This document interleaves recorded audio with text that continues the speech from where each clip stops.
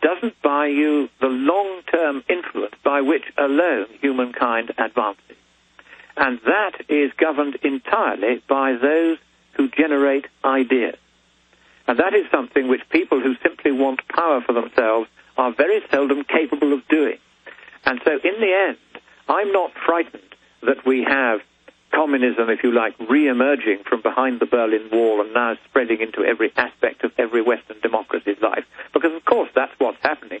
The extreme left, when they burst into tears as they saw their cherished Berlin Wall coming down, and they realized that freedom was going to spread into Eastern Europe, whether they liked it or not. And my goodness, they did not like it. They're the people of Eastern Europe. The control-freak kingdom was in trouble. They moved in to the Green movement and took it over. I have a friend, Eric Ellington, who was one of the founders of Greenpeace. And he said, within a year or two, I had to leave, and so many of us did who had founded it, because it had become taken over by Marxist entries who had seen the green environmental movement as a way of destroying the economies of the West from within by fooling us to shut our own economies down. And he said that to me many years ago. He said, I had to give up and come out. And that was long before they became as nakedly obvious. Yes, we should point out what you've been fighting. You've been fighting these people for 15 years, haven't you?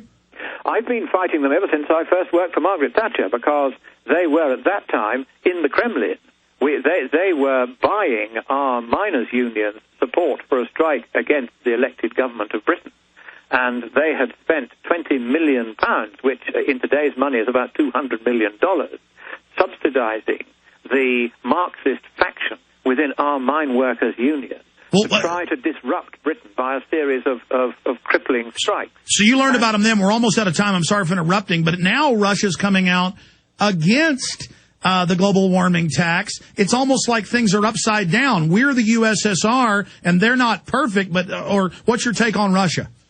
Well, they are now 20 times more democratic than the European Union is. Of course, you tend to vote at the point of a gun. You tend to have only a limited choice of candidates, and there's a lot of corruption. But their elected parliament, insofar as it is elected, makes the laws for Russia. Our elected parliament no longer makes the laws for us. That's done for us by the commissars, whom we don't elect. So Russia is now more democratic than Britain. I hate to say it, but America is more democratic than almost anywhere else in the world. And I beg you, Alex, I beg you, do not allow America to give up her democracy for this mess of socialist global warming porridge and pottage at Copenhagen. Don't allow your freedom to be taken away.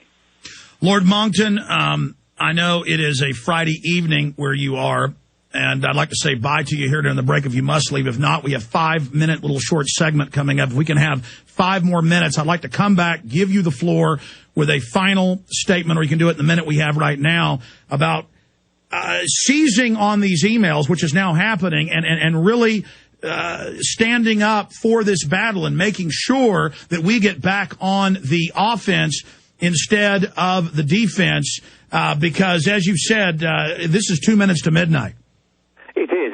It's even later than that. I mean, we're really in the last second before freedom dies.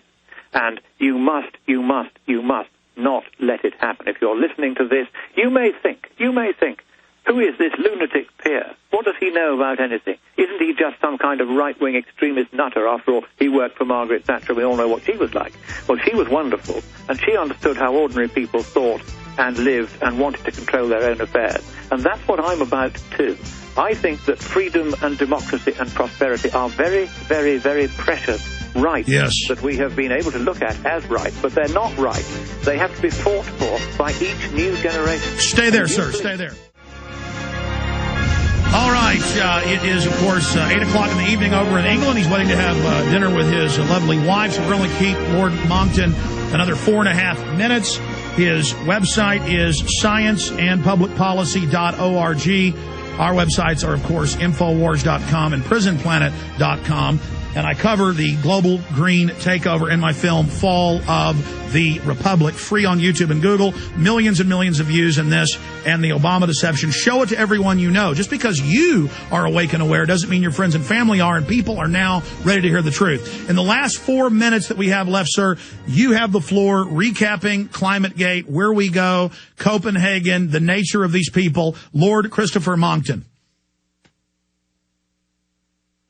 very briefly. We now know by direct measurement that these consensus computer models, all of which had been tuned deliberately, as we now know from the East Anglia one, to show and save and demonstrate the same results, these models are all wrong. The outgoing radiation that was supposed to be trapped by the greenhouse gases down here, so it wasn't getting out to space, is getting out to space. We've measured it from a satellite for 20 years. It's getting out to space just as much as it always did, and so the warming effect of extra CO2 is tiny. You're looking at maybe a quarter to half a Celsius degree over the whole of the next 100 years.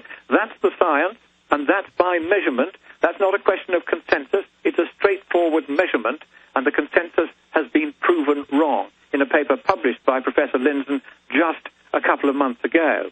We also now know that even if there were a problem, nothing we can do about it, because we're only emitting enough to put up the concentration of CO2 in the atmosphere by 2 parts per million of the whole atmosphere every year. That's enough to cause, even on the UN's exaggerated estimate of CO2's warming effect, that will only cause less than 1/25th of a Fahrenheit degree of warming per year.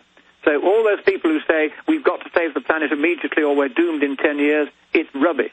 Even if the UN were right, which we now know by measurement it isn't, there's nothing we can do about it short of closing down the entire world economy permanently.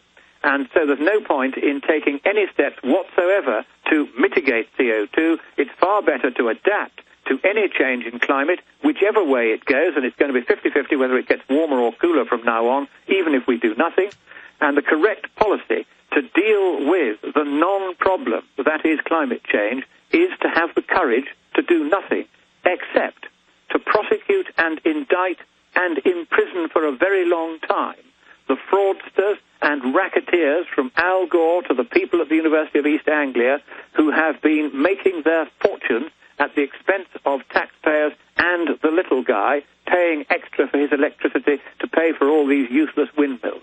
We, the people, have now got to rise up worldwide, found a party which stands in every country for freedom, and make sure that we fight this bureaucratic, communistic, world government monster to a standstill. They shall not pass. Lord Christopher Monckton, in the minute and a half we have left, it is a godsend, your work for the last 20 years fighting these people. It's a godsend what Ron Paul's been doing.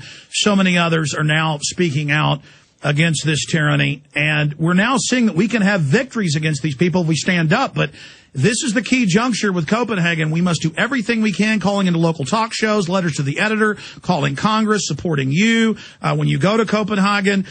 Because if we defeat them on this, does this not deal a substantive, perhaps even death blow to this global government tyranny?